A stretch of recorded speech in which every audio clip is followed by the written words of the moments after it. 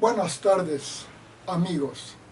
Soy el licenciado Carlos Pimentel para presentarles una lección más de sociología. Sería la lección número 7, pero como abarca muchas formas de las sociedades humanas, tanto en lo económico como social, como político, cultural y hasta religioso, por eso es también un curso de universalismo, es un curso de ambos temas.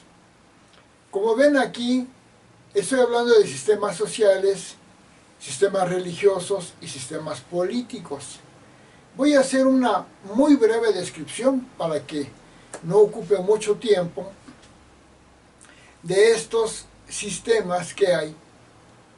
No preparé el tema, sino lo que yo sé sobre al respecto, que va a ser breve. Entonces espero explicarme bien y puedo omitir o se me pueden olvidar muchas cosas o puedo tener alguna imprecisión de datos, pero que no afectan en sí la esencia de la lección. Vamos a comentar. Si te gusta este video, dale un clic en suscribirte a mi canal para que te siga enviando sobre mi curso de universalismo, de sociología, psicología, astrología, sexología, antropología, historia de México, historia universal, filosofía, religiones, cristianismo, ética y moral, civilidad, de mis videos de Musical Pimentel y de muchos temas más, deporte, arte, ciencia, etc. Vamos a empezar. Aquí tenemos, vamos a agregar la palabra culturales y culturales. Culturales. Porque la religión, la educación y el arte la podemos ubicar dentro de lo cultural, aunque forma parte de la misma sociedad. Primero, desde que apareció el ser humano como ser humano, al que en mi teoría del Homo Humanis, derivado de mi teoría del transicionismo o transicionista, menciono que la especie humana, a la que yo le pongo el nombre de especie Homo Humanis, porque no es la especie Homo sapiens, es la especie más avanzada, que es la especie humana o especie Homo Humanis. El Homo sapiens fue el antecesor, pero muchos antropólogos siguen diciendo que somos la especie Homo sapiens. La especie Homo sapiens apareció entre hace 500.000 o 300.000 años y 50.000 años. Después ya hace 50.000 años apareció la especie Homo Humanis, especie humana, con el nombre de Cromañón y otros. ¿Y cómo apareció la especie humana? Como un ser humano nómada. Y aquí empezamos con la primera, nomadismo. ¿Qué significa? Que estos hombres primitivos, Homo Humanis primitivos, aparecieron en estado de nomadismo, que otros antropólogos le llaman salvajismo. Pero la palabra salvajismo no se me hace propia, porque o tiene que ver con la selva, o tiene que ver con una actitud de agresividad que no necesariamente tenían. Los hombres nómadas, en la forma que apareció la especie humana, eran humanos que andaban en hordas de pocas personas, como especies de familias, más o menos, de pocos integrantes, 5, 6, tal vez 10, donde vivían, hablando en lo económico, vivían de la caza de animales, bueno, con cazarlos, pescar y recolectar frutos de los árboles. Una economía de caza, pesca y recolección de frutos. vivían en cuevas o en la copa de los árboles, se empezaron a cubrir el cuerpo para el frío con la piel de los animales, traían ahora sí que el garrote, como comúnmente se ve en las películas. Cuando se acababa lo que había para comer en una región, caminaban hacia otra, andaban nómadas. Nómadas quiere decir que no estaban establecidos en un lugar. Después, los humanos descubrieron la siembra, vieron que la plantita crecía y que después volvía a crecer, a lo mejor encontrando que con una semillita volvía a crecer. También se dieron cuenta que a los animales no nada más había que matarlos, había que cuidarlos, pastorearlos para que se reprodujeran y seguir comiendo de los animales. O sea, apareció lo que es la siembra, que después fue la agricultura, y el pastoreo, que después fue la ganadería. Esa es la etapa del tribalismo. ¿Por qué? Porque estas hordas nómadas, al descubrir la agricultura, tuvieron que quedarse, y el pastoreo, tuvieron que quedarse en un lugar para esperar la cosecha. Se quedan en un lugar fijo, aumenta la cantidad de integrantes y empiezan a formar las primeras tribus, sociedades tribus o tribales, superando la etapa de los nómadas, nomadismo, pasan al tribalismo. Eso sucedió hace aproximadamente, no sé, ¿qué serán? 20.000 años. Después de eso, los seres humanos descubren o crean lo que se llama la escritura, los calendarios, porque se dan cuenta que en cierta época del año que hace calor, vuelven a brotar las plantas, luego viene lluvia, luego viene, se caen las hojas, lluvia, frío, se caen las hojas, luego viene frío, luego vuelve a haber calor. Se dan cuenta que es cíclico. Entonces crean los calendarios. Primero son calendarios agrícolas para saber cuándo va a ser la cosecha. Crean la escritura de una forma de representar lo que sucedía con símbolos. Parece que los sumerios fueron los primeros a ver por el Medio Oriente, lo que ahora es donde está Irak, más o menos. Crean la escritura, crean los calendarios y crean algo muy importante: los gobiernos. Anteriormente en las tribus eran jefaturas, era el jefe de la tribu, pero ya en la civilización que apareció hace como 3000 años antes de Cristo, en Mesopotamia, Sumeria, Egipto, aparecen las civilizaciones. En Egipto aparecen las civilizaciones, pero al principio aparecen en una forma de sociedades tributarias, porque el nuevo gobernante, el faraón, le pide tributos a la población, tributos generalmente en especie, de alimentos, de cosas. Todavía no había una distinción de clases, pero ya había tributos, por eso la etapa tributalismo. Otros le llaman comunismo primitivo, despótico tributaria, pero yo le llamo tributalismo, no tribalismo, tributalismo, o sea, tributos. Así empieza, hace como 3000 años antes de Cristo, la civilización con una etapa de tributalismo, pero que rápidamente se convierte en esclavismo. ¿Qué quiere decir? En Egipto se crean los esclavos y los amos. A los prisioneros los convierten en esclavos y están los amos y los esclavos. ¿Sí?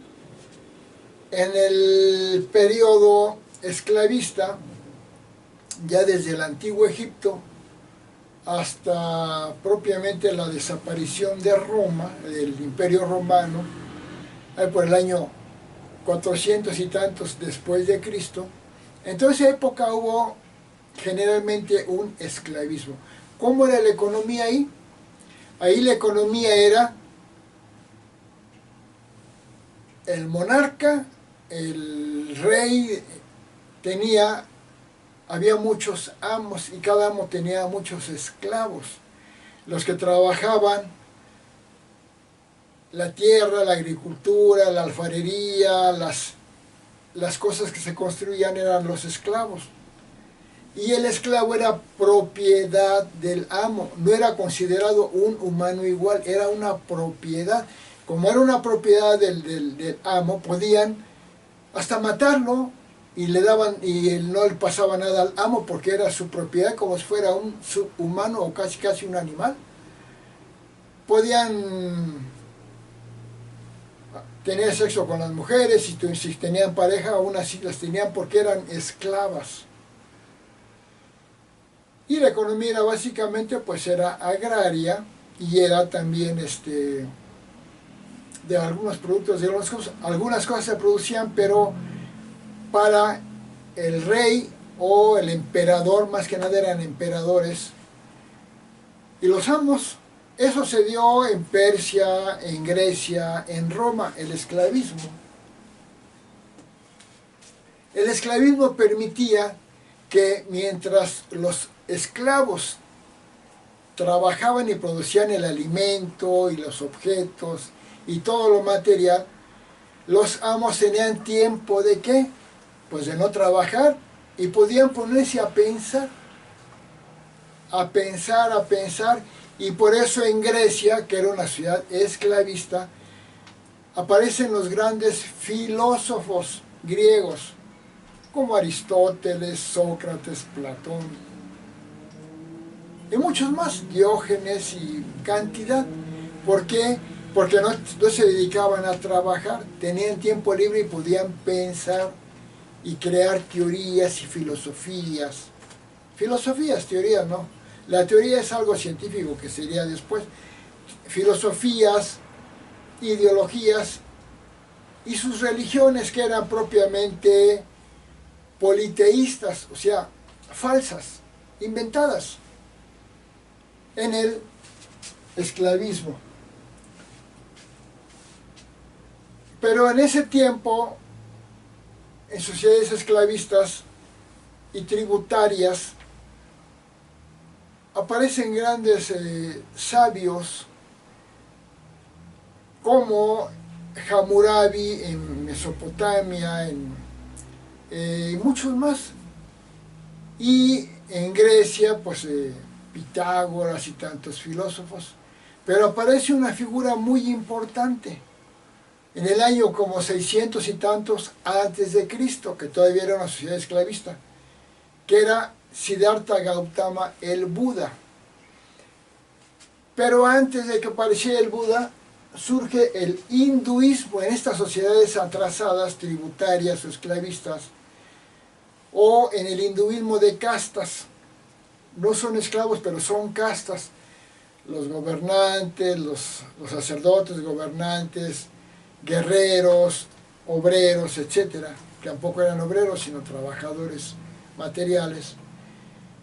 Y del hinduismo, que era una creencia de muchos dioses, para mí sin fundamento, había varias corrientes del hinduismo. Una de ellas era la Vedanta, y otra surgió la de los Budas. Los Budas, que eran sabios, que alcanzaban una etapa evolucionada, y el 28º Buda, el Buda número 28, o sea, el genio o iluminado, llamado Siddhartha Gautama, el Buda, en la India, Nepal y la India, porque antes Nepal era parte, digamos, del país de la India, que tampoco era país de la India, pero entonces Nepal y la India, o la India y Nepal, ahí surge Siddhartha Gautama, el Buda. Siddhartha Gautama, el Buda, tiene una filosofía en la cual, una filosofía, digamos, espiritual, religiosa, pero no es una religión porque no cree en dioses, sino en la sabiduría del Buda, o de los Budas. que consiste en no estar apegado a los bienes materiales ni a las atenciones sociales. Porque mientras más dependamos de querer tener cosas materiales, vamos a sufrir. O mientras más apegados estemos a depender de las atenciones sociales o reconocimientos sociales que nos den, vamos a sufrir. Entonces una forma de despegarnos de ese sufrimiento, eliminarlo, es no tener apegos ni mundanos materiales ni sociales de atención necesaria. Y es toda una doctrina que fomenta el no apego, casi vivir sin nada y ser iluminados. Después ahí en esa época también sucede, en China aparece Lao Tse, que dice que hay que fluir con la naturaleza, no hay que oponernos a lo que sucede ni en la naturaleza ni en la sociedad para no sufrir, para no tener enfrentamientos. Hay que aprender a fluir con la naturaleza y con la sociedad para que seamos iluminados o sabios. El taoísmo, eso fue en China y el budismo fue en la India. Pero en el año 1 o en el año 0, el año 1 de la era actual, surge Jesucristo nuestro Señor. Lo pongo acá porque la ideología que muestran es donde va, pero aparece Jesucristo nuestro Señor. ¿Quién? Jesús de Nazaret. Jesús de Nazaret es una religión donde dice que se deriva de la religión judía, por lo tanto es el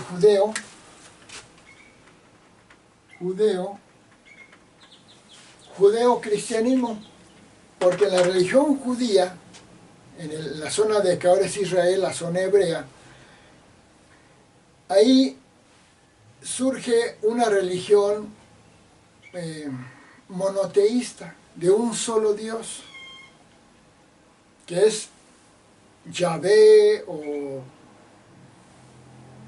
como le llaman los judíos, o Jehová, o Yahvé, que es el único Dios. En cambio, en las religiones romana, griega y otras, son muchos dioses. En la religión hinduista hay dioses, hasta el elefante es un dios, y Ganesha y un montón de dioses. Eran religiones politeístas, de muchos dioses, muchos. En cambio surge el monoteísmo con un solo Dios, Yahvé, en la religión judía. Pero haciéndonos para acá, esto fue antes.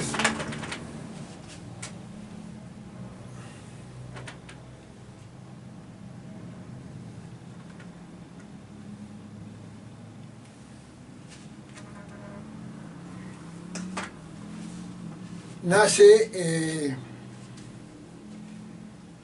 Jesucristo, que trae otra enseñanza, así como el Buda, la del desapego y vivir en paz. El taoísmo también, vivir en paz.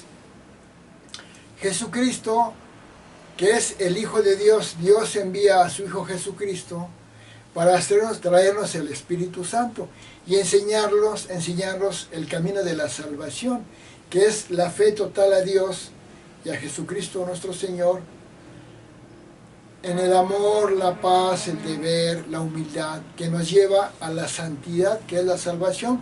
Y siguiendo a Jesucristo, dejamos de sufrir en este mundo y tenemos vida eterna. Cuando morimos siguiendo a Jesucristo, vamos a tener la salvación y la vida eterna. Si no es así, no vamos a tener la vida eterna. Vamos a morir y ahí vamos a quedar. Primero nos vamos al purgatorio y tal vez al infierno o algo, pero no tenemos vida eterna. Con el cristianismo sí, pero además su enseñanza de Jesucristo es la enseñanza más hermosa y más profunda de todas, la de la paz y del amor. Amar incluso a nuestros enemigos. Y Jesucristo pone la muestra cuando, estando siendo crucificado por los judíos, los fariseos, dice Jesucristo: Dios mío, perdona a los que lo están matando, porque no saben lo que hacen. Es el amor total.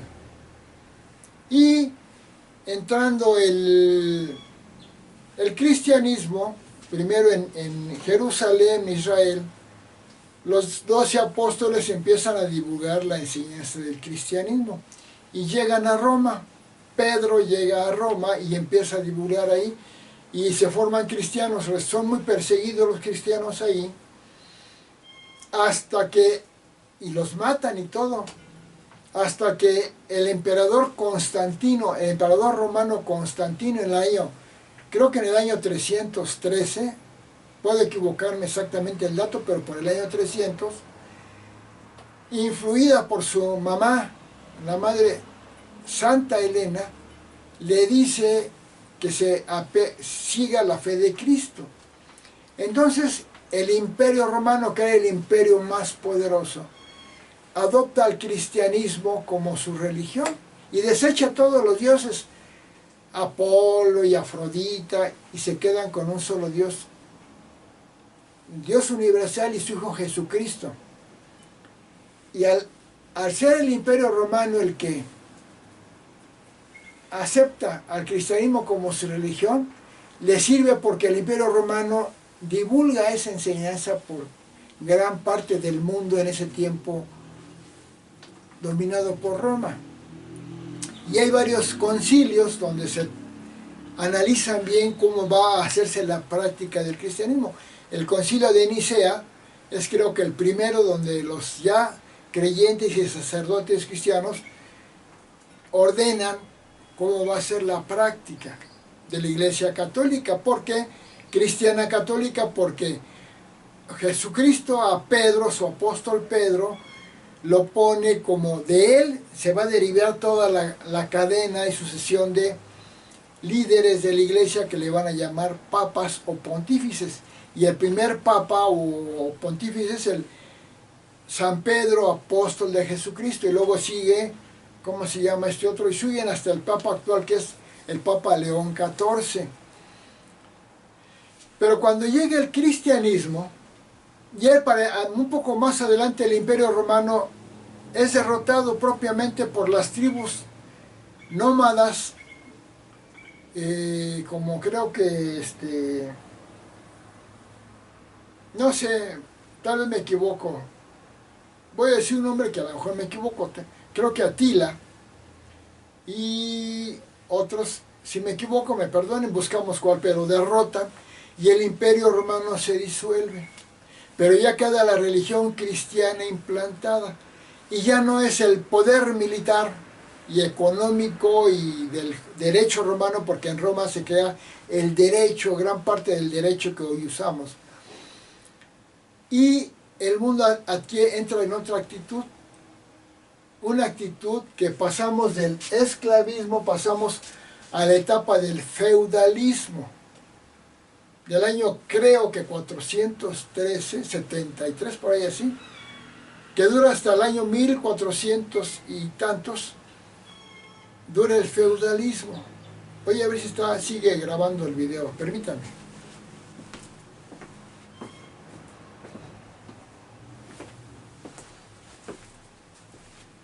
Bien, ya chequé, sigue grabando. Entonces, ingresamos al feudalismo. El feudalismo, vamos a ponerle,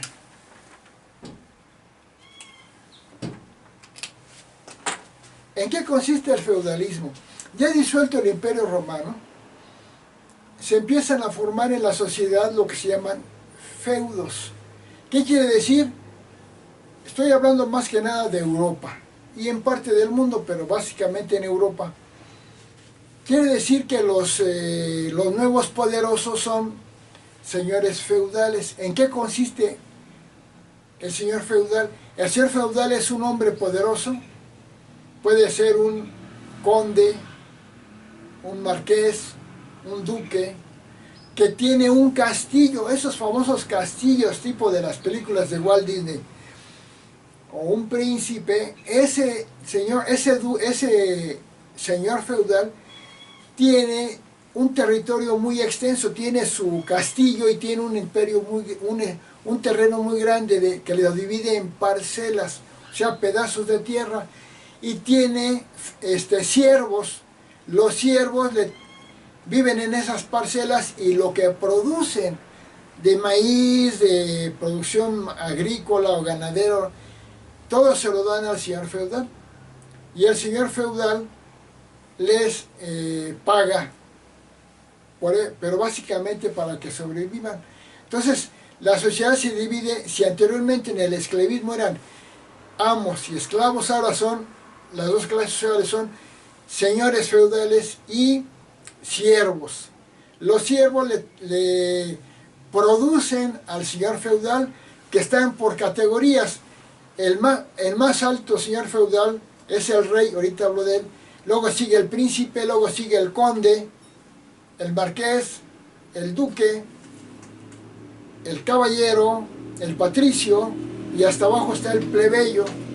No sé si me faltó uno, pero eso es más o menos la jerarquía. Entonces hay muchos señores feudales.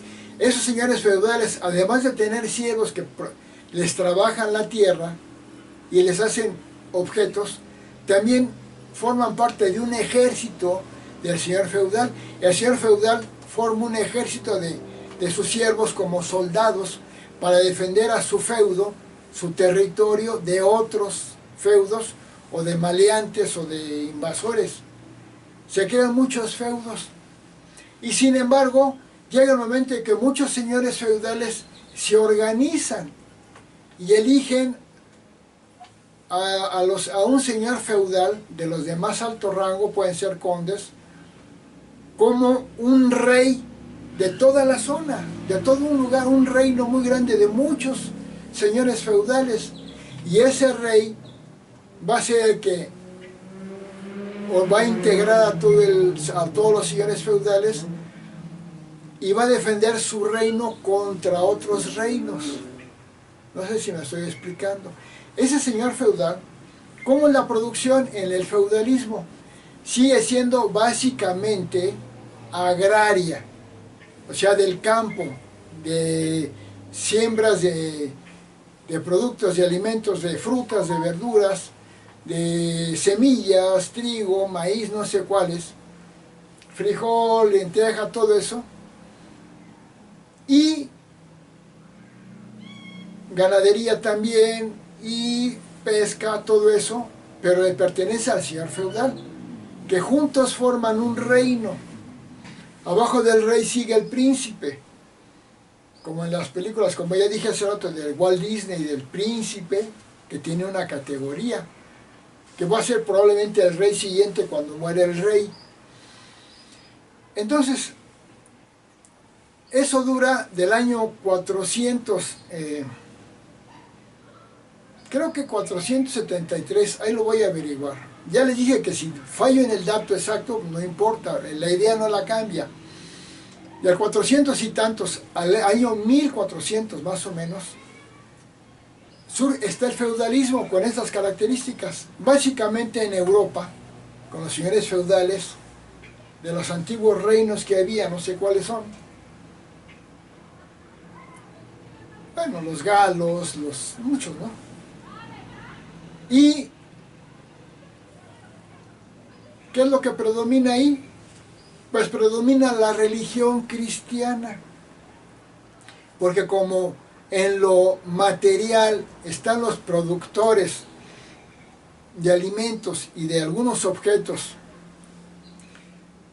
y el ejército para proteger a su reino, lo cultural se basa básicamente en la enseñanza del Dios hecho hombre. Para mí, el principal, el verdadero Dios hecho hombre, Jesucristo nuestro Señor. Y predomina mucho la religión cristiana.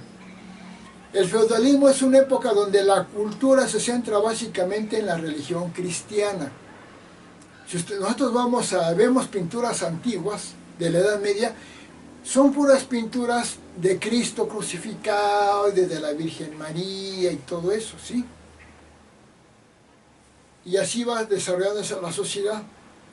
En el año 700, más o menos, nace un hombre que se llama Mahoma o Mohamed, 700 años después de que nació Cristo, o 600 y tantos, 670 años después de que nació Cristo, cuando ya todo el mundo del Medio Oriente, de Europa, del norte de África, de Asia y todo esto, ya básicamente era cristiano, y ya por allá por China había el budismo, el hinduismo, y las regiones de América, que ahora son los países de América, como México y esto, estaban las culturas prehispánicas, la maya, la azteca, la inca, muchas, ¿sí?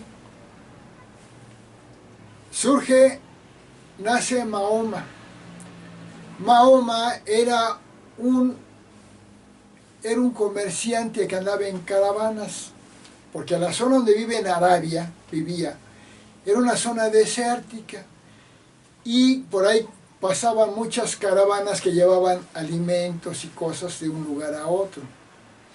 Y había muchas tribus que estaban en conflicto y tenían muchos dioses al estilo hinduismo, muchos dioses. Mahoma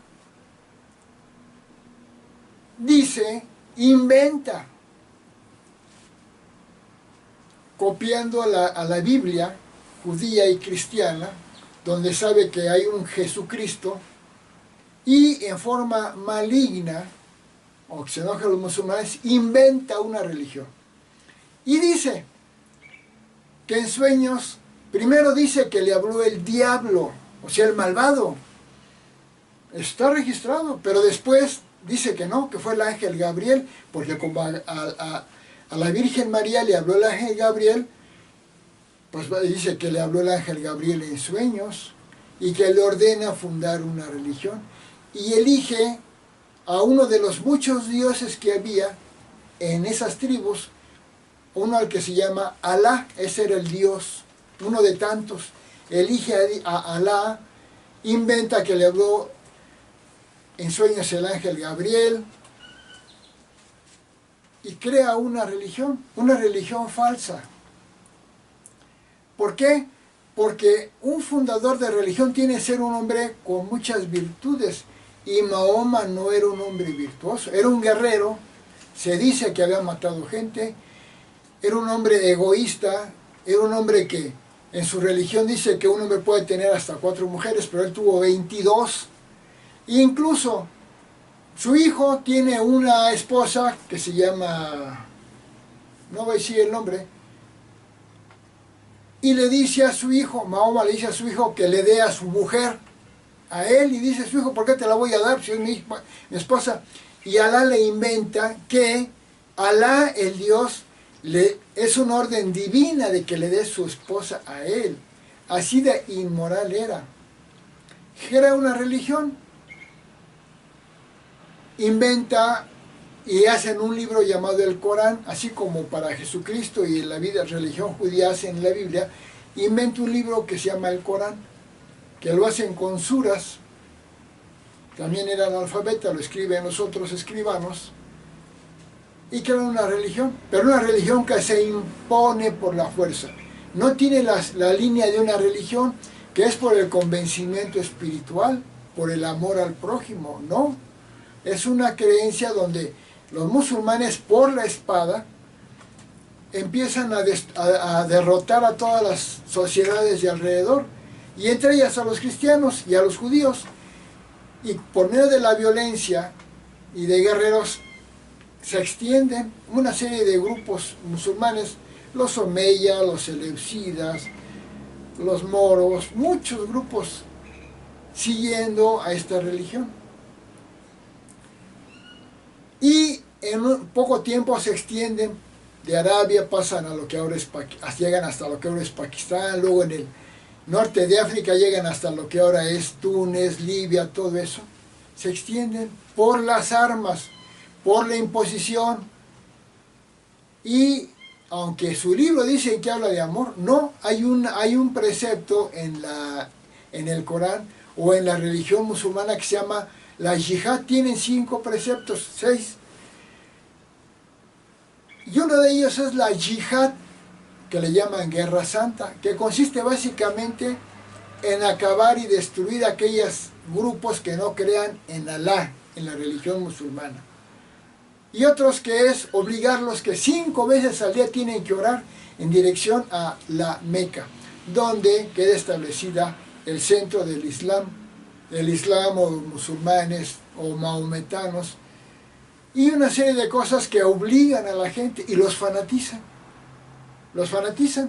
Entonces, el mundo cristiano es derrotado en las zonas donde después queda el Islam. El mundo europeo sigue siendo cristiano. El mundo lejano es básicamente indo-budista, pero en el Medio Oriente, en Jerusalén y en esos lugares por donde pasaban las caravanas que iban de Europa hacia la India, ya llevaban mercancías, los musulmanes bloquean esa zona para que ya no pasen por ahí y destruyen los lugares donde nació Jesucristo, donde predicó y todo. Entonces se convierte en una situación muy difícil. Destruyen todo lo cristiano de ahí, impiden las caravanas, y por cuestiones económicas en primer lugar, en Europa, que siguen siendo cristianos, varios reyes deciden recuperar los lugares santos donde nació Jesucristo, porque son lugares de Jesucristo. 700 años de que apareció el Islam.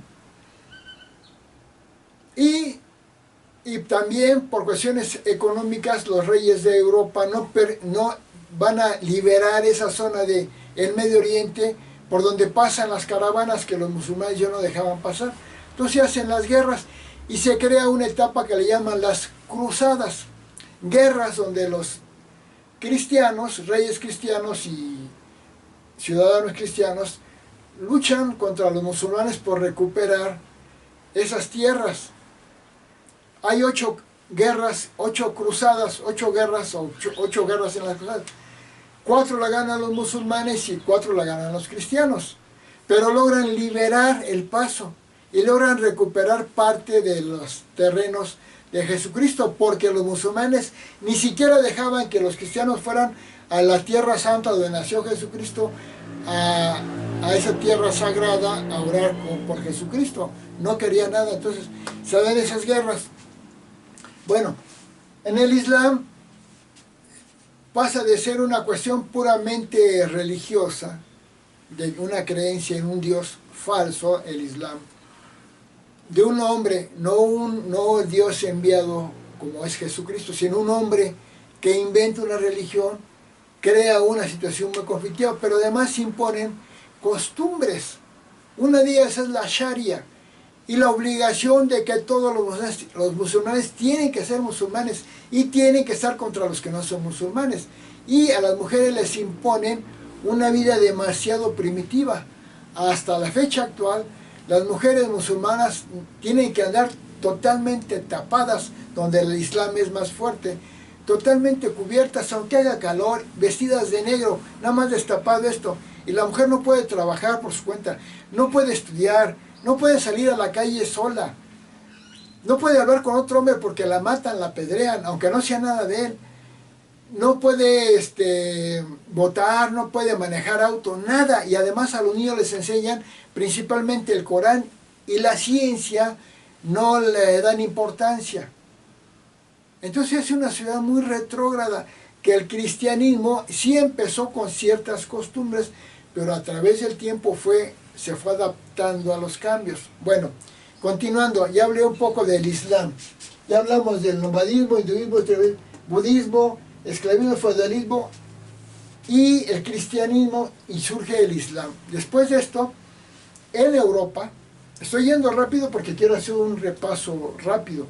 En Europa, que sigue siendo cristiano, toda Europa y parte de Asia del Norte, lo que ahora es Rusia,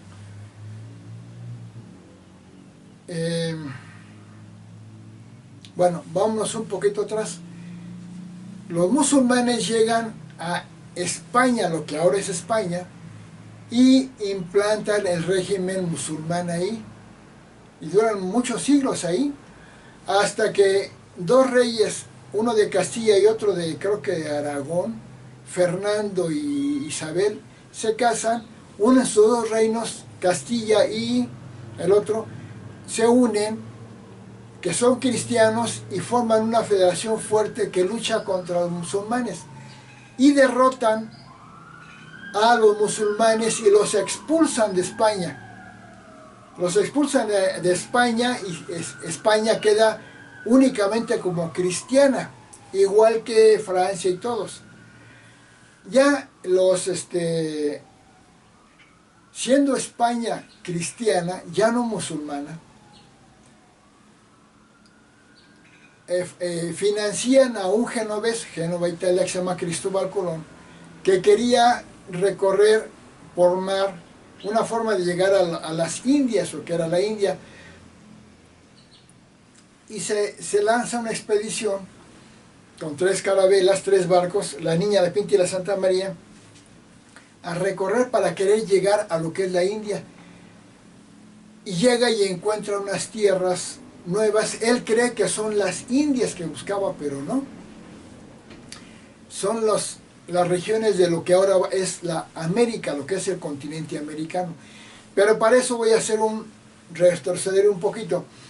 En Mesoamérica, en América desde el año más o menos 100 antes de Cristo,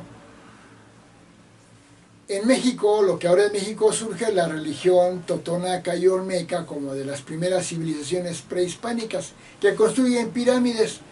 Luego de los olmecas, totonacos siguen zapotecos, luego los mayas, que es la gran civilización que hubo en México, prehispánica, luego los toltecas, teotihuacanos, luego los toltecas, tarascos, chichimecas, hasta que llegan los aztecas. Los aztecas eran una sociedad prehispánica terriblemente cruel.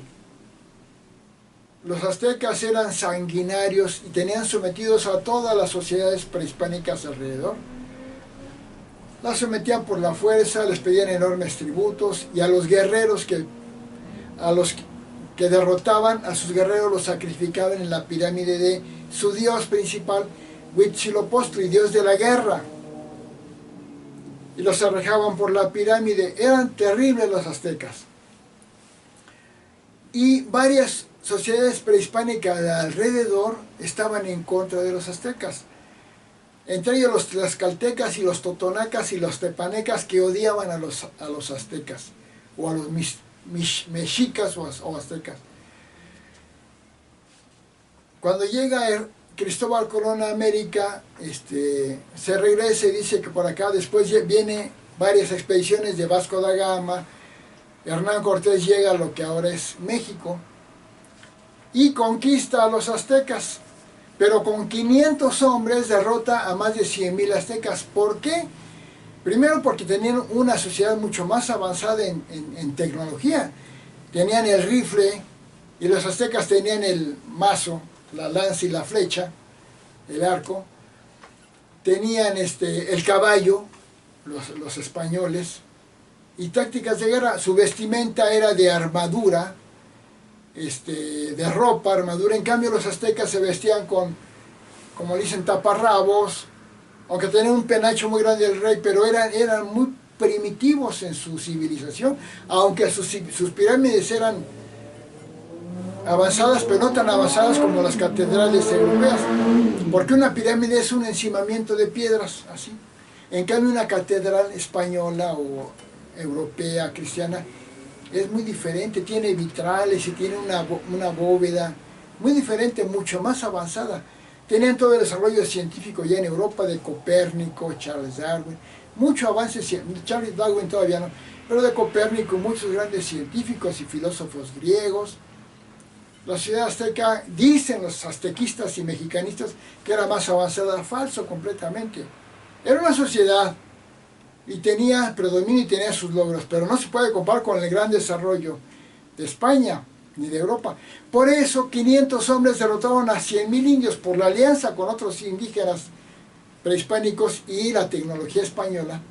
derrotaron a España y se impone en América el mestizaje nativos prehispánicos o indígenas con españoles.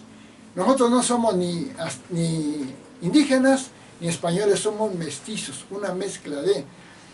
Y eso pasa en varios lugares porque en Sudamérica, lo que ahora es Sudamérica, pues estaban los incas y los quechuas y muchos grupos indígenas. Bueno, regresando a Europa, por ahí por el año 1200, 1300, empieza a surgir un nuevo sistema. ¿En qué consiste? En que, fíjense bien, en el feudalismo estaba la aristocracia del rey, los señores feudales, los condes, los duques, los marqueses. Pero esos reyes y condes y duques iban a unos lugares, unas pequeñas aldeas se llamaban burgos. En los burgos había unos artesanos que hacían su ropa, sus muebles, sus trastes, les producían eso. Esos burgos pues, eran pequeños y eran pequeñas fábricas, pero ¿cómo era la producción ahí? Era que cada artesano producía el zapato completo, un zapato completo. La suela, el tacón, las agujetas, ¿sí? Otros hacían, no sé, una ropa completa. Cada quien hacía el artesano hacía productos completos. Pero llega un momento en que varios artesanos en un lugar se da cuenta una persona que si cada artesano en lugar de hacer la pieza completa, el zapato completo, nada más hace una parte, por ejemplo las agujetas, y otro nada más hace los tacones, y otro nada más hace la piel de arriba, y otro nada más los pinta, la producción va a hacerse más extensa, se va a hacer más rápida, más extensa, y va a dejar más ganancias. Entonces el dueño de un taller deja de ser un artesano más y se erige como el patrón de todos los artesanos, digamos que son 10 o 15, por decirlo así. Y le dice, tú, voy a decir un nombre, Roberto, vas a hacer los tacones. Tú, Juan, vas a hacer las agujetas, tú. Entonces, y tú las vas a armar. Al hacer esto, el artesano que se convierte en el patrón, a eso le llaman primero manufactura. Empieza a haber una producción mayor. Pero el que hace las agujetas no sabe cuánto se ganó en total, y el que hace los tacones tampoco, y el que hace el pintado del zapato tampoco. El que sí lo sabe es el patrón ahora. Y el patrón vende los zapatos, se gana 10,000 pesos, y le dice al de las agujetas, ten 1,000 pesos, o 500 pesos, a ti 500 pesos, a ti 800, a ti 200. Como no saben cuánto se produjo, porque no llevan el control, reciben su dinero, pero el patrón sabe que le sobran a él 2,000 pesos. Repartiéndolo así le sobran 2,000 pesos. Esos 2,000 pesos es lo que Karl Marx, el más grande científico social, le llama plusvalía, un dinero adicional. Entonces estos incipientes empresarios o patrones empiezan a hacer eso y empiezan a contratar más para que la producción sea mayor, y empiezan a contratar a muchos y a tener más ganancias. Se empieza a hacer rico, pero ese hombre rico, ese empresario, le da dinero para que ponga otro taller u otra, ya van a ser fábricas, otra fábrica con trabajadores, y crece mucho. En ese momento se dan cuenta los siervos del señor feudal, del sistema feudal, que si trabajan de obreros o asalariados con ese patrón de la manufactura, van a tener más libertad, no van a ser propiedad del señor feudal, sino van a ser obreros que lo único que le tienen que entregar al patrón es su trabajo, no su vida, ni su cuerpo, ni nada, nada más su trabajo.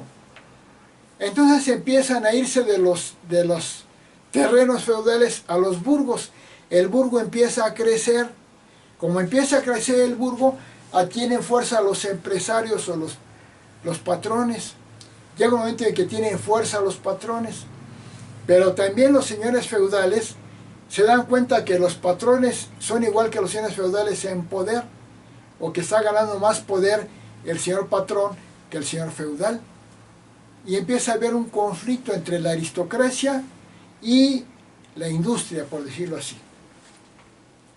Ese nuevo sistema de que el patrón le paga, divide el trabajo y le paga al trabajador su trabajo, es el inicio del capitalismo. Y el otro era como socialismo. Bueno, así que entramos, en primera instancia vamos a llamarle liberalismo, porque el siervo feudal se libera de la autoridad casi total que tenía el señor feudal sobre él, y va a empezar a tener la libertad de hacer lo que quiera con su tiempo libre, una vez que ya le trabajó al patrón. El tiempo que le queda, aunque en ese tiempo era poquito, como dice, el tiempo que le queda libre, ya va a hacer lo que quiera. Empieza a liberarse de la autoridad de un señor feudal y mucho más de un amo esclavista. Empezamos a cambiar a un sistema liberal y empiezan a crecer las empresas o industrias de patrones. Pero llega un momento en que entran en conflicto y se dan las primeras revoluciones entre la burguesía, que es la de los patrones, contra la aristocracia de los reyes. Y hay conflictos, hay revoluciones. Hay varias revoluciones, una de ellas es la célebre Revolución Francesa en el año 1700 y tantos.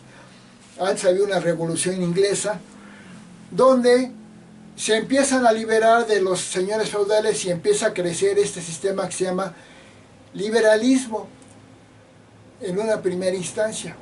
Pero después pasa a capitalismo. ¿Por qué? Porque los empresarios empiezan a enriquecerse. Capitalismo viene de capital. Capital es ese dinero de más que tiene el patrón, que no conocen los trabajadores. Si un trabajador se rebela, le dice el patrón, pues vete, hay otro al que va a contratar. Hay un ejército, por decirlo así, entre comillas, de gente que quiere trabajar en la fábrica. Entonces le puede correr al obrero, al asalariado rebelde, al fin que hay otros. Se empieza a enriquecer. Pero ¿qué tiene, ya hablando del capitalismo, de bueno? Muchísimo. Cuando surge el liberalismo, ¿cuándo surge? En una etapa que se llama Renacimiento. Por el año entre 1300 y 1400 surge este sistema liberalista en el Renacimiento, donde la gente ya no empieza a explicar todo por medio de Dios, como lo hacían en el Islam y lo hacían en el cristianismo. Ya no todo es religión. Ahora a los patrones, dueños de empresas, no les interesa la religión. ¿Por qué? Porque lo que quieren es saber las causas de la materia y de la vida para poder producir más. Para que sus empresas crezcan, tienen que saber más de la materia, de la vida, del metal y de todo. Entonces empieza a surgir la ciencia. Y la ciencia ahí surge. Es falso de que la ciencia con los árabes musulmanes, no es cierto, ahí no hubo nada de eso. La ciencia empieza en el liberalismo, en el Renacimiento, en Italia, en Europa. Empieza ahí, porque ahí el pensamiento deja de ser puramente religioso y empieza a ser un pensamiento humanista. Ya no es religioso, sino es humanista, pero no va contra la religión, pero ya se separa. Y al empresario le interesa que se investigue la ciencia. Eso hace que muchas personas empiecen a investigar las leyes de la vida, de la materia, de la química, la física, de todo. Y surgen las ciencias. Surge la ciencia. Permítanme, voy a ver si sigue grabando.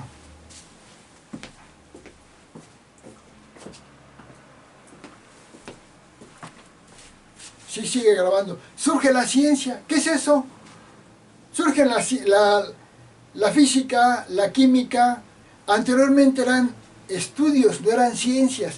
Surge la química, la física, la biología, la geografía, la astronomía.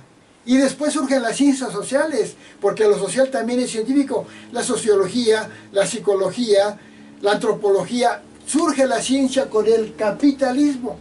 Pero no solamente surge la ciencia material y la ciencia social. Surge también los derechos humanos. ¿Por qué?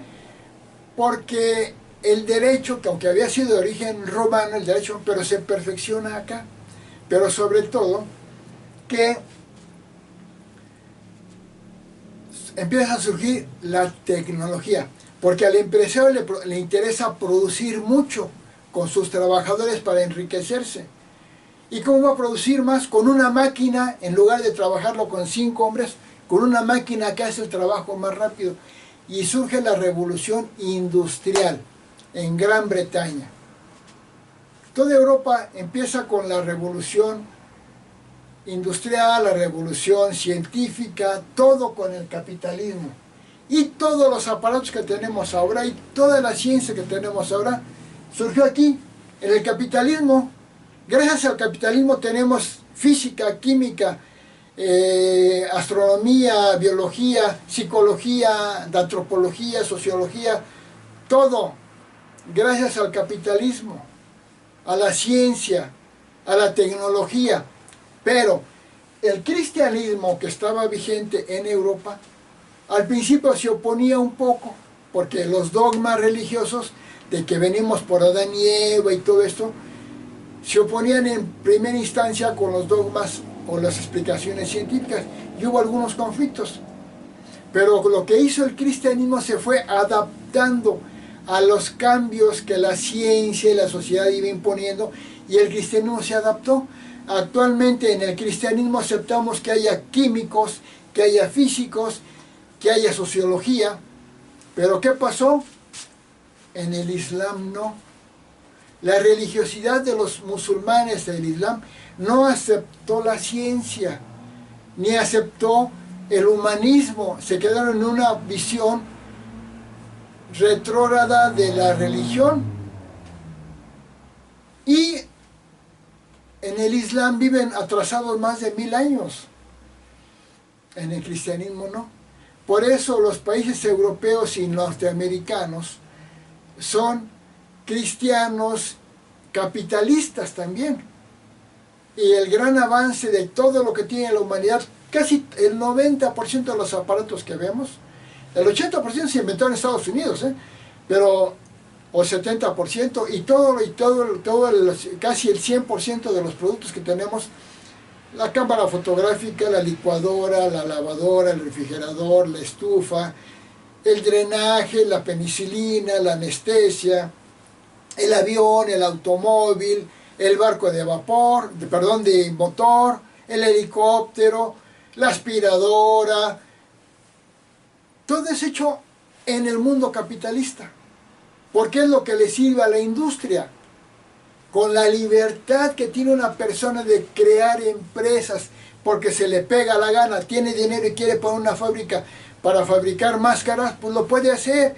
Luego se hace millonario porque las máscaras gustaron en la sociedad y las vende a un precio. Entonces el capitalismo es el gran desarrollo de la humanidad, junto con el cristianismo. Cristianismo, capitalismo. Pero llega un momento en que el capitalismo se hace extremo y se llama imperialismo, donde los monopolios, una empresa que produce refrigeradores, le gana a otra empresa que produce refrigeradores, la absorbe y se la apropia, pero por cuestiones jurídicas y económicas, no por la violencia ni la guerra, sino por cuestiones jurídicas. Pero eso aún no impide que sigan surgiendo empresas de refrigeradores. No sé si me explico. Eso permitió que la humanidad adquiriera lo que se llama la libertad. Las libertades de que una persona diga: yo no quiero trabajar en la fábrica de zapatos, yo quiero trabajar en la fábrica de cuadernos, o quiero trabajar de maestro en una primaria, tiene la libertad, cosa que en el Islam y todos los sistemas anteriores no. Y luego vamos a ver que en el comunismo tampoco, pero ahorita vamos a ver. Entonces, ¿qué es el capitalismo? En el capitalismo es la producción, se basa en la ciencia, en la tecnología, en la libertad para crear y en las empresas, la libre empresa. ¿Qué es lo que pasa en un país capitalista? Que hay un gobierno, si hay un gobierno, el gobierno va a regular a las empresas lo que van a producir y cómo se van a integrar en la sociedad, pero el gobierno le cobra a las empresas, por ejemplo a la Ford, a la Bimbo, a la Chevrolet, les va a cobrar un impuesto. El gobierno va a tomar todos los impuestos de las fábricas y va a tener un dinero, y con ese dinero va a dar los servicios públicos, va a hacer carreteras, escuelas, hospitales, museos, mercados, con los impuestos de las empresas en un 80% o más. Y otros impuestos se los va a cobrar a los ciudadanos que tienen su salario, les va a cobrar el impuesto, pagar la luz, el teléfono, el impuesto predial, la tenencia de su auto, pero es mínimo. El gran dinero que tienen los países capitalistas es de las empresas privadas. ¿Sí? No sé, espero estarme explicando bien. Voy a ver si sigue grabando. Permítanme.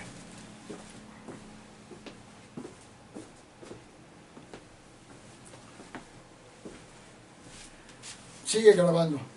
Entonces, ya abordamos rápidamente varios puntos de aquí. El capitalismo fue antes en tiempo que el comunismo, socialismo, pero lo pongo aquí por lo siguiente. Bueno, el capitalismo avanza, avanza, y surgen todos los avances tecnológicos, científicos, se enriquecen unos países porque tienen más tecnología y ciencia. Estados Unidos es el más rico del mundo, pero no por la guerra, como eran los imperios de antes, como el romano o el árabe. No es por la guerra, es por la ciencia y la tecnología, y por la producción y el comercio. Si Estados Unidos fabrica, inventa, crea un aparato, el avión, lo vende a todo el mundo y se hace rico el empresario de Estados Unidos que hace los aviones, ¿sí? Entonces se hacen ricos en Estados Unidos por la tecnología, la ciencia, la producción, el comercio y la economía, no por lo militar. Que después puede haber problemas militares, pero primero explico esto. Estados Unidos es el mejor país, aunque les duela a muchos, porque es el primero en deporte, en agropecuaria, en producción alimentaria, en ingeniería y tecnología, en leyes de derecho, en arte, en lo militar, en las ciencias humanas, en las ciencias físico-matemáticas, en las ciencias sociales y en las religiones. Y luego le explico por qué. Porque el modelo liberal capitalista le permitió que creciera. Bueno, como no me voy a tardar mucho, voy a pasar al siguiente régimen. Por el año 1800 y tantos, en Alemania, que era un país capitalista ya, ahí se inventó el automóvil. Alemania, un gran país capitalista, Alemania, Francia, Gran Bretaña sobre todo, Estados Unidos, Suiza, Austria, Italia, Suecia, Dinamarca, grandes países capitalistas que produjeron casi todo lo que tenemos. El 80% o 70% de Estados Unidos, pero también ellos produjeron mucho. Karl Marx, o Carlos Marx, el alemán, investiga, es el mejor científico social que ha tenido la humanidad, científico social. Y él descubre esto que estoy diciendo, las leyes de los sistemas, esclavista, feudalista, capitalista y socialista.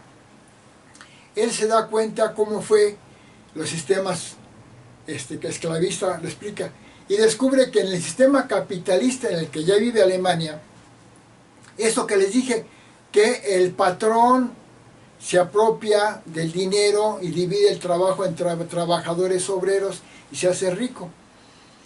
Y que hay una lucha de clases, que es el patrón que es el rico y el asalariado obrero es el pobre, digamos. Y hay una lucha, hay un conflicto, digamos, entre comillas, yo le digo entre comillas porque pues, hay que aceptar que otros tienen más que nosotros. Bueno, pero también había clases sociales antes, en el feudalismo era más notorio. El señor feudal era mucho más rico que el siervo. Y en el esclavismo era también clases sociales, pero mucho más separadas entre el amo y el esclavo, que hasta era dueño del esclavo. Entonces dice Karl Marx que no debe haber lucha de clases. Primero explica muy bien este desarrollo histórico económico de la ciudad, el mejor científico social, científico. Pero luego a él se le ocurre plantear que un mejor sistema social sería un socialismo, donde no hubiera clases sociales, sino que el Estado, el gobierno se encargara de todo y que desaparecieran las clases sociales. Y crea el llamado socialismo, que espera que luego se convierta en comunismo, que es más radical. Al crear el socialismo, plantea que debe haber igualdad entre todos, cosa que no puede ser. Estoy hablando de la postura ideológica de Karl Marx, no la postura científica. Como científico es lo mejor, como ideólogo, cada quien tendrá su opinión. Él plantea que para que no haya esa división entre asalariados y patrones, mucha diferencia, que no haya esas escalas y que haya igualdad para todos. Y plantea un modelo socialista en la cual ya no va a haber esos empresarios ricos, que son muy ricos, sino que va a ser todo del pueblo. Y ahí viene la idea de que primero los pobres, y hay que ayudarlos, que no haya desigualdades. Y crea el modelo socialista. En 1900, ya entrando a 1900 y tantos, en Rusia, con las ideas de Marx, Vladimir Ilich Lenin, el ruso, crea la primera revolución socialista e implanta en Rusia el socialismo. Y empieza a crecer Rusia, el poderío, el socialismo, y en los países capitalistas se hacen dos bloques, el socialista y el liberalista, yo le llamo, que después es el capitalista y el comunista. Y crece la unión, Rusia crece cuando Stalin, un ruso que siguió después a Lenin, crea la Unión Soviética y crea el socialismo en toda Rusia y además anexiona a 16 países más. Como 10 de ellos eran musulmanes, entonces se convierten en 17 países unidos en la Unión Soviética. Eso lo hace que tenga mucho poderío por tanta población y se hace un bloque muy poderoso entre los países socialistas y los países capitalistas. Bueno, vamos a ver qué es el socialismo. En el socialismo no quieren que haya esos empresarios ricos, sino que el pueblo sea el productor y el que hace todo, pero finalmente se hace un socialismo de Estado. ¿Qué quiere decir? Que el gobernante se hace el dueño de todo y el productor de todo. Y ya no va a haber la fábrica de chocolates Express, ahora va a ser Chocolates Bienestar, como sucedió ya desgraciadamente en México. Ya no va a haber una empresa que haga celulares, Samsung, no va a ser celulares Bienestar. Eso va a ser, y muchos países primero de Europa, la Unión Soviética se los empieza a meter a su régimen, a Hungría, a Bulgaria, Yugoslavia, Checoslovaquia, a Polonia, y los hace del bloque comunista. Y acá Europa sigue, Francia y todo sigue siendo capitalistas, y Estados Unidos a la vanguardia con Canadá y todo.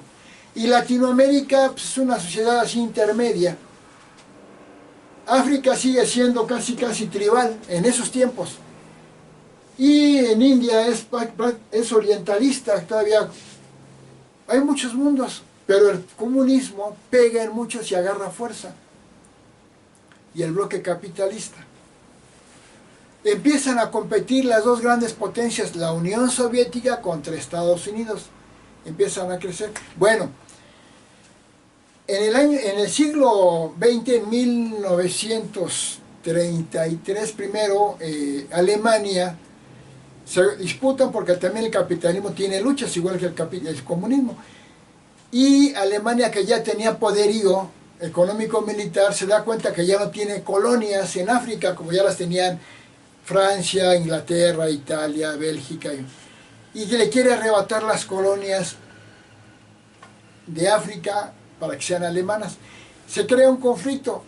Hitler, que era terrible, crea el nazismo, y Mussolini, el peor fascista, el peor ser humano en la parte capitalista, con una idea de un nacionalismo, o sea, que socialismo, pero un vil capitalismo dictatorial, crean la Segunda Guerra Mundial, donde finalmente los derrotan los de la OTAN, Estados Unidos, Inglaterra, Francia, derrotan a este bloque, Alemania, Italia y Japón, que querían ser imperialistas. Y el mundo como que le da a Estados Unidos la primacía mundial, y por eso el dólar es la moneda mundial y el inglés es el idioma mundial con el cual se comunican todos. Y eso va creciendo, pero sigue el Islam existiendo en Medio Oriente, siguen muchas ideas orientalistas, y en América Latina, los países de América Latina empiezan a elegir si son socialistas o si son capitalistas o liberales. ¿Qué es lo que pasa? Que en Cuba, la revolución cubana se hace comunista, y luego siguen otras. Entramos ya por el año 1000, después de la Segunda Guerra Mundial, entramos al globalismo.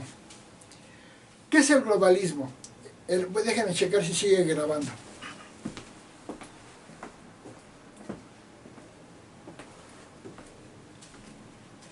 El globalismo o la globalización significa que el capitalismo, como en el capitalismo se producen mercancías, se hace, por ejemplo, televisores, y esos televisores se venden en todo el mundo, y en Francia hacen, por ejemplo, jeringas, y se distribuyen por todo el mundo, y en Inglaterra se producen automóviles y se venden por todo el mundo. Eso hace que el mundo se comunique por medio del comercio y los intercambios comerciales, y también intelectuales, científicos y tecnológicos, y el mundo se hace uno solo. Y le llaman economía de mercado. ¿Por qué? Porque el mercado rige la relación con todo el mundo, excepto en los países musulmanes del Islam, excepto en los países comunistas, que aunque también ellos ingresan, pero hay una comunicación mundial. Y ya para el año 2000, ya el mundo ya no puede ser puramente francés o puramente mexicano, ya es un comercio mundial. Y México le compra productos a Italia, y Italia le compra productos a Argentina. ¿Sí? Es una circulación de productos por todos lados. China, que es un país muy importante, es un país pobre, pero tiene mucha población. China, ahorita ya es igual que la India, igual de poblado, pero China tuvo mucha gente, nunca hubo control natal, y Mao Zedong, un excelente político, el único sistema socialista que ha perdurado, y voy a decir por qué.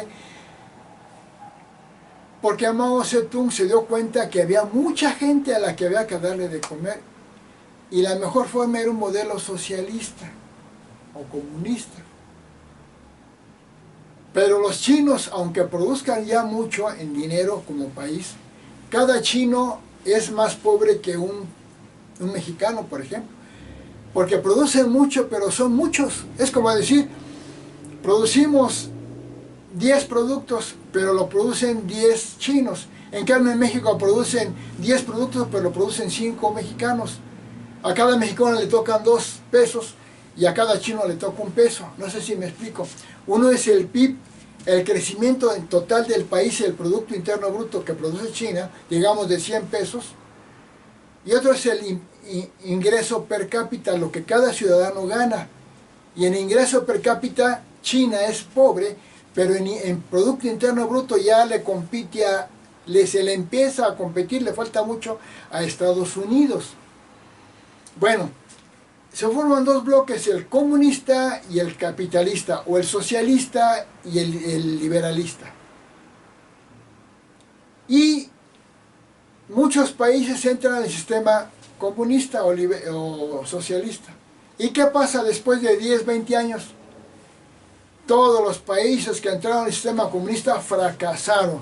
Se hicieron pobres, se hicieron represores, hicieron dictaduras. ¿Por qué? Porque cuando el sistema, un país es de régimen liberal capitalista o neoliberal capitalista, tiene libertades, las empresas producen y el gobierno administra. Cuando pasan a ser sistemas socialistas o comunistas, corren a las empresas o las hacen que fracasen para que el gobierno se quede con las empresas y produzca. Pero ¿qué es lo que produce? ¿Qué es lo que sucede? Que los dirigentes de los sistemas socialistas comunistas no tienen la experiencia y el conocimiento que tienen los fabricantes de empresas capitalistas. Además, como tienen el control de la producción, ya empiezan a producir los productos agropecuarios y los productos de maquinaria y todo, el gobernante o los gobernantes comunistas empiezan a quedarse con el dinero. Empieza la corrupción en forma brutal. Y a un gobernante comunista que le encarga que sea el productor de leche, se encarga, pero no sabe, es político, no es industrial, no es agropecuario, es político, entonces maneja mal la producción. Y además, se queda con dinero porque él tiene mucho dinero, se queda con dinero, pero la producción empieza a bajar. Y ya no hay empresas que produzcan. Llega el momento en que las sociedades que adoptan el socialismo se hacen pobres porque la producción es mínima, ya no hay empresa privada y además los comunistas empiezan a restringir la libertad, como quieren que haya igualdad, empiezan a no permitir que la gente crear empresas, porque si crea una empresa entonces ya no sería régimen comunista, porque el régimen comunista tiene que ser él solo el gobernante, el que produce todo. Entonces si empieza a crear una empresa de zapatos, el gobierno comunista se la quita y empieza a producir zapatos del gobierno comunista, pero fracasan. Y todos los países que se hicieron socialistas ya dejaron el socialismo comunismo. Nada más sigue siendo China, ahorita les digo por qué, y Rusia está así a medias. China, siendo tan grande su territorio, es la economía número 13, cuando podía ser la economía número 2 o 3, no, son pobres, porque el sistema no produce empobrecimiento. Pero lo que sucede cuando se pasa de un régimen liberal capitalista a un régimen comunista, el gobierno, para que la gente esté a favor del comunismo, socialismo, les empieza a regalar dinero, pero sin producir.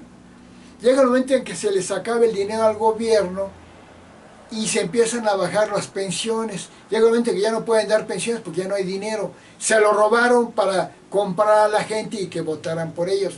Hay dos formas de llegar al comunismo: por un golpe de Estado, una revolución, o por un proceso, entre comillas, democrático de votación.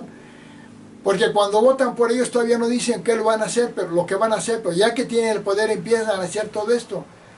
¿Y qué pasó en Venezuela? Venezuela era un país de régimen capitalista.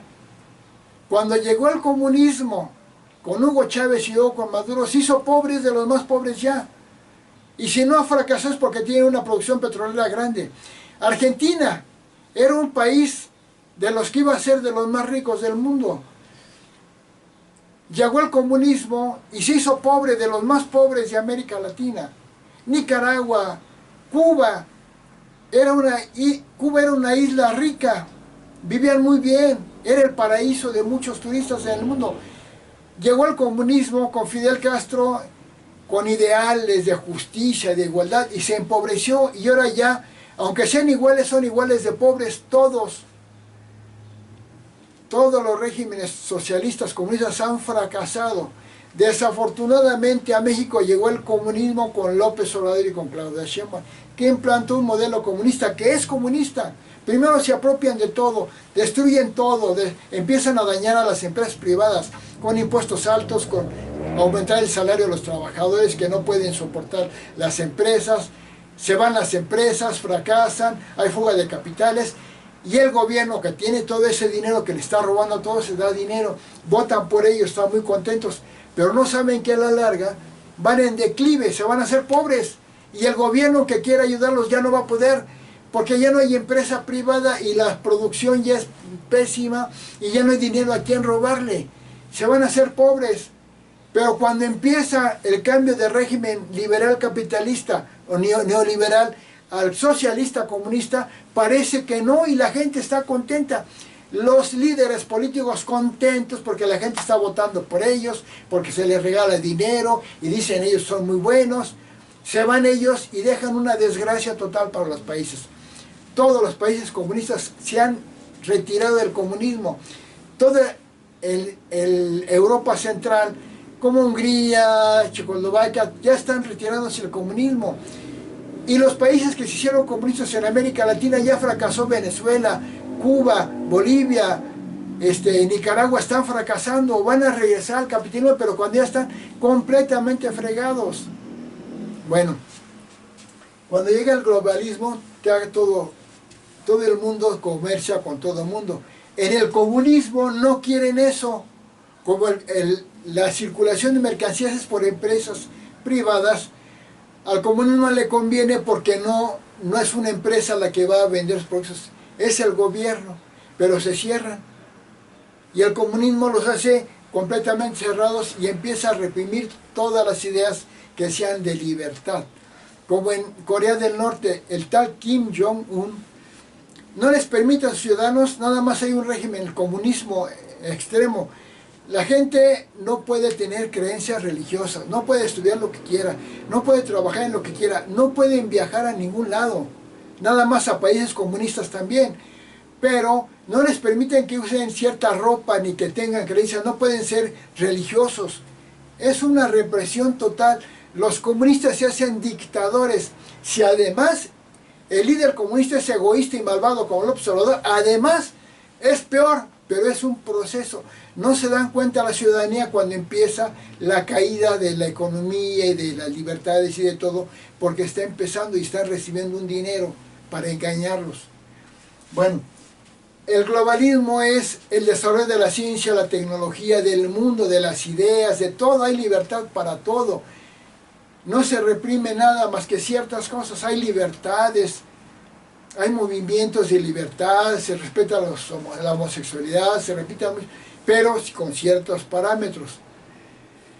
En el comunismo y en el Islam, que es un comunismo, pero además fanatizado por la maldad del Islam, de la yihad, donde no quieren que se cree nada más que en Mahoma.